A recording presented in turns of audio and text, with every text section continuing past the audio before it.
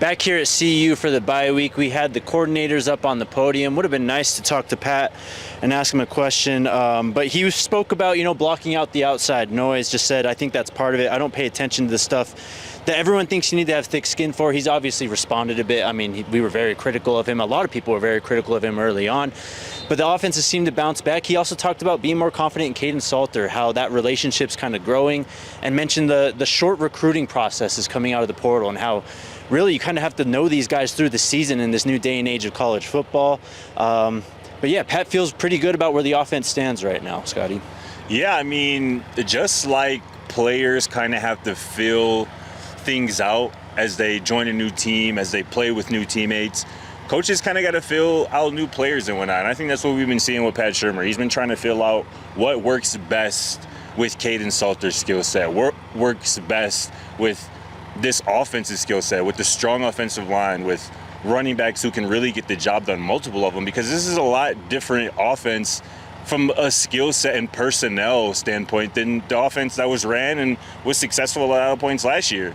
And, like you mentioned, Pat Shurmur clearly, whether he wants to admit it or not, he's heard the noise. Whether he wants to admit that it's impacted him, I don't think it has, but the noise has been there, and the noise and the criticism was warranted because we all know that this offense is talented, and through the first few weeks of the season, we weren't seeing the results that matched the talent.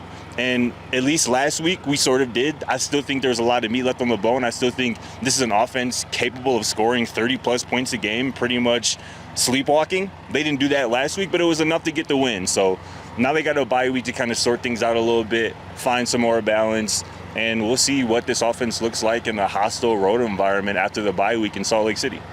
I mean, yeah, the offense has been consistently growing, kind of week after week. It may be at a slower pace than a lot of people would have liked, would have expected, but Pat Shurmur's kind of used to this too. You talk about the noise coming out. This guy's been a head coach in the NFL, you know what I mean? He's been in the NFL about 20 plus years. He's used to fan bases going crazy. He's used to criticism from the media, yes, so this is just business as usual for Pat Shurmur. Robert Livingston, though, always great to hear from Coach Rob.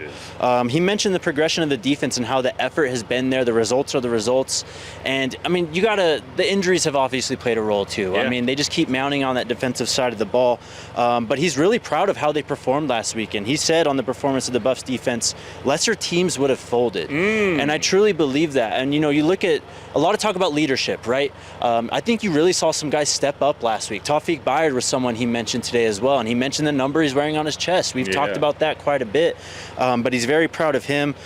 He also mentioned our superpower moving forward has to be taking away the football. This team is lacking some turnovers clearly right now, really since that first half against Georgia Tech at this point. And that's probably why so much stress has been placed on them, especially with the offense in its current state. He also talked about London and Alex. Just your thoughts on Rob. I mean, yes, like you mentioned, it's always great to hear from and talk to Coach Rob. He's one of my favorites to hear from on the podium. That word effort really can't be understated, man, because that is a telltale sign on the buy-in of a team and the coaching of a team, in my opinion. How much effort you play with, particularly on that side of the football, on the defensive side of the football. And that second half in particular against Iowa State, man, this defense was flying around. That fourth down stop, obviously the big takeaway by Tafik. Like, those are massive plays that a lot of it are effort-based plays. You know what I'm saying? And that's a credit to the personnel on the defense. It's a credit to Robert Livingston and those defensive coaches. You mentioned Tafik, and, Coach Robert Livingston mentioned maybe it's just that number 7 that just brings out that shark in folks, you know what I'm saying? Because Tafik has been what a lot of us thought that he would be for this defense coming in when he transferred in this offseason. Already close to 50 tackles on the season without really playing a big role the first 2 weeks. He has emerged as the leader on this defense, like the heart and soul, like truly of this defense. And it's been fun to watch. You mentioned London and Alex, the two young bulls, the two freshmen who are just getting better and better every single week, every single rep, every single opportunity that they get. I really think London Mayer is a future NFL player, and Alexander McPherson isn't very far behind, if at all. So you got those two guys with an injured, kind of beat up, thin kind of defensive line. Those two freshmen that you're relying on have given you everything you could ask for and then some. I mean, he said you forget they're 18 sometimes, and you see that on the field. He mentioned the effort, attitude, and enthusiasm they play with and how infectious that is for the team. And I think we talked about that a lot with this youth movement, right? Like, you play the younger guys, you do kind of inject that younger blood into the program, that enthusiasm, that passion for the game, really. And I think you're seeing a lot of that on defense. Coach Livingston also spoke about DJ. DJ's been a lightning rod, to say, right? At the least. He gets a lot of attention, negative and bad.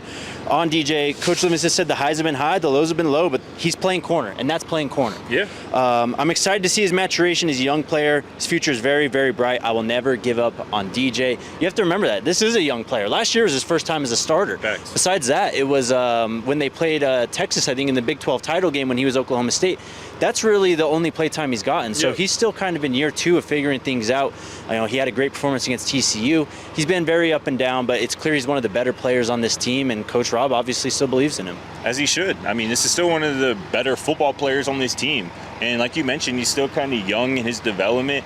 You know, although he was getting some of that draft buzz, like, this is still somebody, I say it all the time, man, growth and development is not linear. It's not a straight line. Like, there are bumps and bruises that happen amongst development and getting to the player that you ultimately want to be, the player that you ultimately can be based on your talent. So this team needs DJ. This defense needs DJ to be at his best. And when he is, he's one of the best corners in the Big 12. And when he's not, everybody knows it, because like you said, and like Coach Robert Livingston said, that's the nature of playing the cornerback position. A lot of times when you're on an island, when you're one-on-one, like this defense likes to play a lot, you're going to get got sometimes.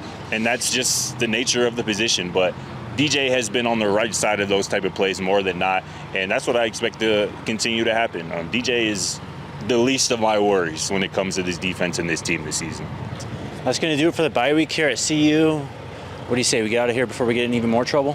I think that might be the best idea.